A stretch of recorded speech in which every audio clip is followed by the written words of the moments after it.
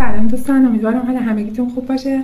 ما یه پروژه‌ای داشتیم برای طراحی تولید کارخانه کفش بود، بعد برند لاواندا که میخواستن مهمانهای خارجی زیادی رفت آمد داشتن برای اتاق شورومشون و همچنین قسمت مدیریت و کارگاهشون یه طراحی ویژه‌ای رو انجام بدیم.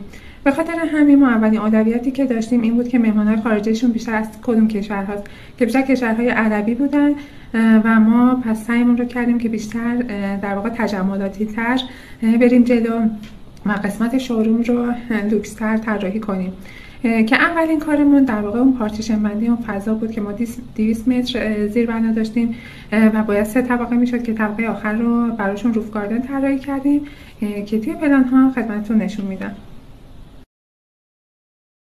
خب ما دو تا در واقع بر اصلی داشتیم که سمت راستمون در واقع گذر فرعی بود و این سمت گذر اصلیمون بود.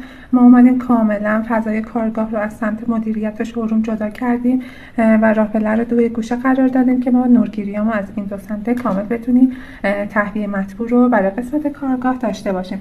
به خاطر همین اومدیم توی این سمت